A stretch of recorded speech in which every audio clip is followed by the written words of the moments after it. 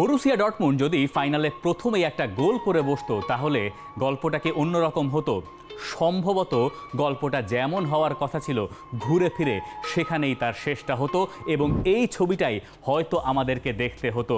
যা ঘটেছে বায়ার্ন মিউনিখের সঙ্গে, ম্যানচেস্টার সিটির সঙ্গে, লাইপজিগের সঙ্গে ঠিক একই গল্প ঘটলো বরুসিয়া ডর্টমুন্ডের সঙ্গেও। এবং তার আগে গল্প জমলো, গোল করলেন আগের 5 বছরে চ্যাম্পিয়ন্স লিগে কোনো গোল করতে না পারা দানি কারভাহাল। এরপরে সেই উৎসবটা আরও বেশি রাঙিয়ে দিলেন ভিনিসিয়াস জুনিয়র, যিনি একটা গোল করেই 2 ফাইনালে গোল করার এক কীর্তি গড়ে একটা ছোট তালিকার ভেতরে ঢুকে গেছেন। রিয়াল মাদ্রিদ তাদের 15তম চ্যাম্পিয়ন্স লিগের শিরোপাটা জিতে নিয়েছে বরুসিয়া ডর্টমুন্ডকে পাক্কা 2-0 গোলে হারিয়ে, আর তাদেরকে স্প্যানিশ গণমাধ্যমগুলো বলছে ইমমর্টাল। অমর রিয়াল মাদ্রিদ বলছে দিয়ারিও আস, গল্পের শেষ নাই বলছে স্পোর্ট। উইনিং মেশিন একটানা যারা জিতে যায়, হেডলাইন করেছে স্প্যানিশ দৈনিক মার্কা। রিয়াল মাদ্রিদ আরও একবার জাদু দেখালো, চ্যাম্পিয়ন্স লিগের ফাইনালটা তারা জিতে নিল। এবং এই চ্যাম্পিয়ন্স লিগের ফাইনালে আপনি যা দেখেছেন, যা হয়তো মিস করে গেছেন এবং ঘুরিয়ে ফিরিয়ে যা আপনি বারবারই দেখছেন, সব কিছুই 5 পয়েন্টে। নাম্বার 1, আসি গানা এল মাদ্রিদ।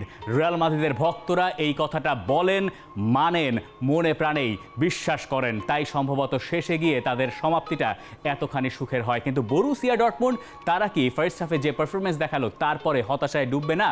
তাদের হয়তো গোল করারই কথা ছিল। ফার্স্ট হাফ শেষে কেউ যদি ম্যাচের স্ট্যাট খেয়াল করে থাকেন তাহলে আপনি জানেন রিয়াল মাদ্রিদের ওই ম্যাচে ফার্স্ট হাফে কোনো রকম কোনো শট অন টার্গেট ছিল না। এক্সপেক্টেড গোলের রেশিও যদি আপনি কম্পেয়ার করেন তাহলে বরুসিয়া ডর্টমুন্ডের যেখানে 1.68, অন্যদিকে রিয়াল মাদ্রিদের ছিল 0.09। এবং এটা চ্যাম্পিয়ন্স লিগের ফাইনালে 2013-14 সালের পর থেকে যে কোনো দলের ফার্স্ট হাফের পারফরমেন্সের বিচারে সবচেয়ে মন্দ। এবং সম্ভবত ওই জায়গাতেই রিয়াল মাদ্রিদ ম্যাচটা জিতে গেছে। যখন হাফ টাইমে গেছে তখন হয়তো রিয়াল মাদ্রিদ বুঝেছে ফার্স্ট হাফে তারা পিছিয়েই পড়তে পারতো, হয়তো বরুসিয়া ডর্টমুন্ডের সুযোগ কাজে না লাগানোর ফায়দাটা লুটে নিয়ে তারা তখনও পর্যন্ত ম্যাচে টিকে ছিল। আপনি যদি ট্যাকটিক্যালি হিসাব করেন তাহলে বরুসিয়া ডর্টমুন্ড ফার্স্ট হাফে যা যা করতে চেয়েছে তার সব কিছুই তারা সম্ভবত সফলভাবে করতে পেরেছে। 4-2-3-1-এ তারা যাচ্ছিল কাউন্টার অ্যাটাকে এবং আদিয়েমি, জেইডন সানচো, ফুলকুর্গ অথবা ইউলিয়ান ব্রান্ড সবাই একটার পর একটা কাউন্টার অ্যাটাকে যাচ্ছিলেন, সবাই বেশ ধার দেখাচ্ছিলেন। কিন্তু ওই জায়গাতেই বরুসিয়া ডর্টমুন্ড পিছিয়ে পড়েছে। গোলের সামনে গিয়ে তারা আর গোল পায়নি। বার পোস্টে বল লেগেছে, কখনো দানি কারভাহাল ব্লক করেছেন, কখনো বা ডর্টমুন্ড তাদের মানের অভাবেই গোলের সামনে গিয়ে হাপিত্তেশ করেছে। এবং দ্বিতীয়ার্ধে যখন ম্যাচটা মনে হচ্ছিল কোনো একটা সময় হয়তো এক্সট্রা টাইমের দিকেও গড়াতে পারে, ঠিক ওই মুহূর্তে গোল করলেন কে? রিয়াল মাদ্রিদের দানি কারভাহাল। টনি ক্রুসের একটা কর্নার কিক, সেখান থেকে দানি কারভাহালের ওই দুর্দান্ত হেডার। এবং আপনি যদি উচ্চতারও হিসাব করেন ওই জায়গায় দানি কারভাহালের হয়তো গোল করার কথা ছিল না। কিন্তু রিয়াল মাদ্রিদ তাদের গল্পটা ঠিক ওভাবেই জমে এবং গল্পের নায়ক এক এক দিন এক একজন বনে যান। আপনি যদি রিয়াল মাদ্রিদের এই স্টার্টিং 11টা হিসাব করেন তাহলে এই 11-এর ভেতরে উচ্চতার দিক থেকে সবচেয়ে পিছিয়ে থাকা ফুটবলার দানি কারভাহাল একটা সেট পিস থেকে ব্যবধান গড়ে দিয়েছেন। কি অদ্ভুত এক গল্প। এবং ম্যাচ শেষে তিনি আবার সেটা ডিফেন্ডও করছেন। তিনি বলছেন খাটো হলেই যে সেট পিস থেকে গোল করা যাবে না এমন তো কিছু না। সঙ্গে তিনি মনে করিয়ে দিচ্ছেন এই ক্লাবে তিনি যখন এসেছিলেন তখন তিনি নিজেই ছিলেন এক বাচ্চা এবং এখন তার নিজেরই আছে বাচ্চা। 20 বছর ধরে এই ক্লাবের ব্যাজের জন্যই তিনি লড়াই করে যাচ্ছেন। এবং আরও ইন্টারেস্টিং ব্যাপার, এই দানি কারভাহাল যখন তার বয়স 10 বছর, বলছিলেন না তিনি যে তিনি ছোট বয়সে এই ক্লাবের সঙ্গে যুক্ত হয়েছিলেন, তার বয়স যখন 10 বছর তখন আলফ্রেড ডি স্টেফানো স্টেডিয়াম উদ্বোধন করার জন্য দুজনকে ডাকা হয়েছিল। একজন ওই আলফ্রেড ডি স্টেফানো, যিনি রিয়াল মাদ্রিদের কিংবদন্তি, ফুটবলের কিংবদন্তি, এবং অন্যজন 10 বছর বয়সী দানি কারভাহাল। ইনফ্যাক্ট লিটারেলি একেবারে ওই ভিত্তিপ্রস্তরের প্রথম ইটটা দানি কারভাহালই সেখানে দিয়েছিলেন।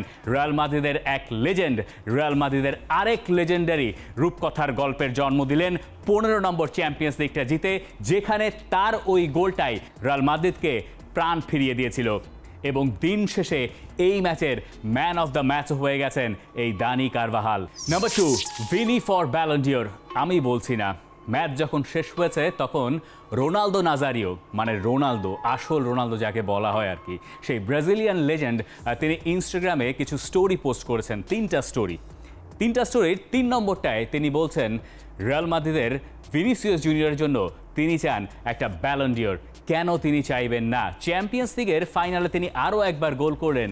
একই কাজ তিনি করেছিলেন 2022-এর চ্যাম্পিয়ন্স লিগের ফাইনালে, যখন রিয়াল মাদ্রিদ জিতেছিল তাদের 14 নম্বর শিরোপাটা, 15 নম্বর শিরোপা জেতার ফাইনালেও গোল করলেন ভিনিসিয়াস জুনিয়র। এবং 24 বছরের কম বয়সে ভিনিসিয়াস জুনিয়র চ্যাম্পিয়ন্স লিগের 2টো ফাইনালে গোল করে একটা নতুন রেকর্ড গড়েছেন। সেই সঙ্গে তার আরও একজন ফুটবলারও আছে, লিওনেল মেসি। তিনিও 24 বছর বয়সের ভেতরে চ্যাম্পিয়ন্স লিগের 2টো ফাইনালে গোল করেছিলেন। যদিও লিওনেল মেসির এরপরে আর চ্যাম্পিয়ন্স লিগের ফাইনালে গোল করা হয় নাই, কিন্তু ভিনিসিয়াস জুনিয়র বনে গেছেন 8 জন ফুটবলারের একজন যারা মাল্টিপল চ্যাম্পিয়ন্স লিগের ফাইনালে গোল করেছেন। সবার ওপরের নামটা ক্রিস্টিয়ানো রোনালদোর বটে, গ্যারেথ বেলও আছেন সেই জায়গায়।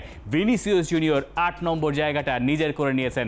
তার বয়স যেহেতু 24-এর কম, আপনি বুঝতেই পারছেন রিয়াল মাদ্রিদ যদি এই ফর্মে থাকে এবং চ্যাম্পিয়ন্স লিগের ফাইনাল যদি এই ধারাতেই তারা খেলে যায়, তাহলে হয়তো ওই সবার ওপরে থাকা ক্রিস্টিয়ানো রোনালদোকেও ছাড়িয়ে যাওয়ার যোগ্যতা ভিনিসিয়াস জুনিয়রের আছে। ম্যাচের মাত্র 3য় মিনিট তখন চলছে ওয়েম্বলি স্টেডিয়ামে ব্যাপক আড়ম্বর। এর আগে অবশ্য খেলা খানিকক্ষণের জন্য বন্ধ ছিল, অনাকাঙ্ক্ষিত ঘটনা। এখন অনাকাঙ্ক্ষিত ঘটনাটা কি? অনাকাঙ্ক্ষিত ঘটনা হচ্ছে দর্শকরা কয়েকজন মাঠে ঢুকে গেছেন, এই কারণে খেলাটা বন্ধ রাখতে হয়েছিল একেবারে শুরুতেই। যারা মাঠে ঢুকেছিলেন তাদের ভেতরে একজন ভিনিসিয়াস জুনিয়রের সঙ্গে গিয়ে ছবি তুলেছেন। তার পরের মিনিটে যখন খেলা আবার রিস্টার্ট হলো, তখন ভিনিসিয়াস জুনিয়র একটা 1v1-এ তিনি টেক অন করতে চেয়েছিলেন। শেষ পর্যন্ত তিনি সেটা পেরেছেন বা পারেননি, কিন্তু তিনি একটা কাজ করেছেন, সেটা হচ্ছে তার সামনে থাকা রিয়াল মাদ্রিদ সমর্থকদের সামনে গিয়ে তাদেরকে তাতিয়ে দেওয়ার কাজটা করেছেন। চিন্তা করুন, চ্যাম্পিয়ন্স লিগের ফাইনাল, মাত্র 3য় মিনিট, এই সময়ে ভিনিসিয়াস জুনিয়র এই কাজ করছেন। যদিও তার ফার্স্ট হাফটা যে খুব ভালো গেছে তা নয়, ম্যাট সামান্স তাকে কয়েকবার আটকে দিয়েছেন। ভিনিসিয়াস জুনিয়রকে ফার্স্ট হাফে হতাশই হতে হয়েছে তার দলের মতো, কিন্তু সেকেন্ড হাফে তিনি আসলে গেম চেঞ্জারের ভূমিকায় আরও একবার অবতীর্ণ হলেন। তার বিপক্ষে রেয়ারসন দারুণ করছিলেন। ইনফ্যাক্ট বরুসিয়া ডর্টমুন্ডের যে ফুটবলাররা ম্যাচ খেলেছেন তার ভেতরে সম্ভবত সেরা পারফর্মার ছিলেন এই রেয়ারসন, যিনি বরুসিয়া ডর্টমুন্ডের রাইট ব্যাক। তার সঙ্গে একটা সময় সেকেন্ড হাফে স্পেশালি ভিনিসিয়াস জুনিয়র একটু একটু করে লড়াই জমিয়ে তুলছিলেন এবং পরে গিয়ে তো জুড বেলিংহামের পাস থেকে গোলটাও পেলেন। ওই গোলটা পাওয়ার আগে ভিনিসিয়াস জুনিয়রের একটা ক্রস থেকেই হয়তো জুড বেলিংহাম নিজেই গোল করতে পারতেন, তখনও স্কোর লাইন ছিল 0-0। এই সিজনে ভিনিসিয়াসের যা পারফরমেন্স এবং যা স্ট্যাট এবং সব মিলিয়ে তার 24টা গোল, এই সব কিছু আমাদেরকে বলছে এবারের ব্যালন ডিওরের জন্য ভিনিসিয়াস জুনিয়র অন্যতম ফেভারিট। এবং চ্যাম্পিয়ন্স লিগ যে দলটা জেতে তাদের একটা ভার ওই জায়গায় থাকে, ব্যালন ডিওরের ক্ষেত্রে একটা সেই থাকে। এবার অবশ্য কোপা আমেরিকা আছে, ইউরো আছে, সেগুলো হয়তো প্রভাব ফেলবে, কিন্তু ভিনিসিয়াস জুনিয়র যে ফর্ম নিয়ে আসলে কোপা আমেরিকা খেলতে যাচ্ছেন, ব্রাজিলের অবস্থা যেমনই হোক না কেন, ভিনিসিয়াসের জন্য ব্রাজিলকে অবশ্যই ওই ফেভারিটের কাতারে রাখতে হবে আর্জেন্টিনার পাশাপাশি। ভিনিসিয়াস জুনিয়র আসলে ব্যালন ডিওর জিতবেন কিনা সেটা আমরা জানি না, তবে ভিনিসিয়াস জুনিয়র যে আরও একটা ফাইনালে বিগ ম্যাচে বিগ পারফর্ম করে দেখালেন, সেটা ভিনিসিয়াস যে কত বড় মাপের ফুটবলার হতে যাচ্ছেন তারই ছিটেফোঁটা ইঙ্গিত বটে। Number 3, shine on you, Kroos diamond. Toni Kroos যখন মাঠ ছাড়ছেন বদলি হয়ে, তখন তিনি সবার আগে যে কাজটা করলেন, মাদ্রিদের সমর্থকেরা কোথায় আছে তাদেরকে খুঁজে বের করে মাঠের মাঝ বরাবর তিনি উদযাপন শুরু করে দিলেন। তিনি জানেন তার দল এখান থেকে আর হারতে পারে না। তিনি এও জানেন শেষবারের মতো ক্লাব ফুটবলে তিনি খেলতে নেমেছিলেন এবং তিনি শেষবারের মতো এই মাঠ থেকে উঠে যাচ্ছেন। এই রিয়াল মাদ্রিদের সাদা জার্সিটা তার আর কখনোই গায়ে চাপানো হবে না। কিন্তু এই সব আবেগ সব ছাপিয়ে গেছে তার আরও একটা চ্যাম্পিয়ন্স লিগ জয়ে। কি এক অদ্ভুত গল্প যে ম্যাচে রিয়াল মাদ্রিদ ভুগছিল, সেই ফাইনালে গোলটা এলো একটা সেট পিস থেকে, যে কর্নার কিকটা ওই টনি ক্রুজকেই নিতে হলো এবং ক্রুজের পুরো ক্যারিয়ারটা শেষ হলো আসলে সোনায় মুড়িয়ে। হ্যাঁ, তার সামনে এখনও ইউরো বাকি আছে, কিন্তু তার ক্লাব ক্যারিয়ার, বায়ার্ন মিউনিখে তিনি যা করেছেন, তিনি রিয়াল মাদ্রিদে যা করেছেন, এই সব কিছু আসলে লোকগাথায় ঢুকে গেল। টনি ক্রুজের মতো মিডফিল্ডার হয়তো আমরা খুব নিকট ভবিষ্যতে দেখতে পাবো না। এই রকম মিডফিল্ড কন্ট্রোল করতে পারা, গেমের পেস কন্ট্রোল করতে পারা এবং সব কিছু 2-2-4 মিলে যাওয়া, এসব কিছু সবার ক্ষেত্রে হয় না, যেটা টনি ক্রুজ এবং রিয়াল মাদ্রিদের ক্ষেত্রে হয়েছে। 6টা চ্যাম্পিয়ন্স লিগ জেতা তালিকায় এখন ঢুকে পড়েছেন টনি ক্রুস নিজেও। সেই তালিকাটা অবশ্য বেশ ইন্টারেস্টিং। সেখানে দানি কারভাহাল আছেন লুকা মদ্রিচ, টনি ক্রুস নিজেও আছেন, যদিও তার একটা চ্যাম্পিয়ন্স লিগ জেতা বায়ার্ন মিউনিখের হয়ে। এবং এই যে তালিকাটা দেখা যাচ্ছে, এই জায়গায় আরেকজন ফুটবলারকে আপনি দেখতে পাচ্ছেন, গেন্তো, যিনি রিয়াল মাদ্রিদের হয়ে 6টা চ্যাম্পিয়ন্স লিগ জিতেছিলেন। সেই কিংবদন্তি, যাদের ফুটবল হয়তো আমরা কেউই কখনো দেখি নাই, তাদের সেই রেকর্ড রিয়াল মাদ্রিদ এই আধুনিক যুগে এসে ছুঁয়ে ফেলছে। কি অদ্ভুত এক ঘটনা। এবং এই যে এতগুলো চ্যাম্পিয়ন্স লিগ রিয়াল মাদ্রিদ জিতলো, স্পেশালি গেল 6টা বছরে, এর পেছনে সবচেয়ে বড় অবদান যাদের, তাদের ভেতরে দুজন হচ্ছেন লুকা মদ্রিচ এবং এক হচ্ছে টনি ক্রুস। লুকা মদ্রিচ হয়তো তার সেরা সময়টা ফেলে এসছেন, বয়সের ভার খানিকটা গেছে। টনি ক্রুস হয়তো শেষ পর্যন্ত অত বয়সে ফুটবলটা আর খেলতে চান নাই এবং তিনি চেয়েছেন একেবারে শীর্ষ স্তরে থেকে মাঠ ছাড়তে। তিনি মাঠ ছাড়লেন ক্লাব ফুটবলে, ছাড়লেন কি করে? চ্যাম্পিয়ন্স লিগের ট্রফি নিয়ে, যে ট্রফিটাকে এক পাশে বসিয়ে রেখে তাকে 2 হাতের আঙুল দিয়ে দেখাতে হলো কতগুলো চ্যাম্পিয়ন্স লিগ টনি ক্রুস জিতেছেন। টনি ক্রুসের মতো একজন ফুটবলারের বিদায় ঘটল যে ম্যাচে, সেই ম্যাচেই আরেক জার্মান ফুটবলার বরুসিয়া ডর্টমুন্ডের মার্কো রয়েস শেষবারের মতো বরুসিয়া ডর্টমুন্ডের হয়ে খেললেন এবং বরুসিয়া ডর্টমুন্ডের ডিএনএর সঙ্গে মার্কো রয়েস খুব বেশি মানানসই। এই 2 জার্মানের একটা ছবি হয়তো আপনি দেখেছেন, সোশ্যাল মিডিয়ায় সেটা ভেসে বেড়াচ্ছে। এই ছবির এখানেই শেষ। এই জার্সিতে, এই রঙে এই দুজনকে আর কখনোই আপনি দেখবেন না ফুটবলে। Number 4, Don Carlo. আচ্ছা, আপনি যদি এই ম্যাচের অ্যানালাইসিস করতে বসেন, হ্যাঁ, আপনি কাগজে কলমে একেবারে ব্যবচ্ছেদ করে ডিফেন্ডার কোথায় গেছে, সিডিএম কি করেছে, আপনি অনেক রকম পদ্ধতি অবলম্বন করতে পারবেন। আপনি তার একটা ব্যাখ্যা এবং বিশ্লেষণ দাঁড় করাতে পারবেন। কিন্তু দিন শেষে এটা তো ইনএভিটেবল যে রিয়াল মাদ্রিদ চ্যাম্পিয়ন্স লিগে যা করে, এটা ব্যাখ্যা করা কি যায়? নাকি রিয়াল মাদ্রিদ আসলে যা করে সেটাকে আমরা উল্টো ব্যাক ক্যালকুলেশন করে মিলিয়ে দেই? এই ব্যাখ্যার উত্তর আসলে কারো জানা নাই। বাঘা বাঘা ফুটবলাররা যারা হয়তো এখন বিশ্লেষণ করছেন টেলিভিশনে, তারাও এর জবাব খুঁজে পান না, আর আমরা বা কোন ছাড়। তবে ডন কার্লো একটা কাজ অবধারিতভাবেই করবেন। কার্লো আনচেলত্তি আরও একটা চ্যাম্পিয়ন্স লিগ জিতেছেন এবং জেতার পরে তিনি বলেছেন তিনি এটা সেলিব্রেট করবেন। 2টো শিরোপা এই মৌসুমে রিয়াল মাদ্রিদ জিতলো, লা লিগা তো তারা জিতেছিলই, এবং এখন চ্যাম্পিয়ন্স লিগ। এই 2 শিরোপা নিয়ে তারা ঘটা করে উদযাপন করবে, সেটাই স্বাভাবিক। কিন্তু ডন কার্লো বলে রেখেছেন যে তিনি, তার মুখে সিগার থাকবে, তিনি তার ওই ভাবটা নেবেন এবং তারপর তিনি রাজার মতো করেই উদযাপন করবেন। কার্লো আনচেলত্তির রেকর্ড হয়ে গেছে আরও একটা, 5টা চ্যাম্পিয়ন্স লিগ জিতে ফেলেছেন তিনি। তারপরে থাকা যারা রয়েছেন তাদের সর্বোচ্চ 3টা চ্যাম্পিয়ন্স লিগ আছে। আর আপনি যদি প্লেইং ক্যারিয়ার মেশান, তাহলে সব মিলিয়ে কার্লো আনচেলত্তির চ্যাম্পিয়ন্স লিগ শিরোপাই দাঁড়াবে 7টা। কার্লো আনচেলত্তি চ্যাম্পিয়ন্স লিগ এই যে জিতলেন, সেখানে রিয়াল মাদ্রিদের হয়ে তার যে 3টা চ্যাম্পিয়ন্স লিগ, সেটা অবশ্য 2 দফায়। একটা 2014-তে তিনি জিতেছিলেন, যেটা ছিল লা ডেসিমা, এবং এরপর জিতলেন 15টা, 14 নম্বরটাও তিনি জিতেছিলেন 2 ভাগে 2 দফায়। কার্লো আনচেলত্তি কিভাবে আসলে এই রিয়াল মাদ্রিদকে সামলান সেটা বোঝার জন্য দ্য টাইমসকে দেওয়া কার্লো আনচেলত্তির একটা ইন্টারভিউ খুব বেশি রেলিভেন্ট। এবং এই কথাগুলো ডন কার্লোর পড়েন, তাহলে আপনি খুব স্পষ্টভাবে বুঝতে পারবেন। তবে সেটা পড়ার আগে জানা দরকার যে কার্লো আনচেলত্তির কোচিং ক্যারিয়ারটা আসলে কিভাবে শুরু হয়েছিল।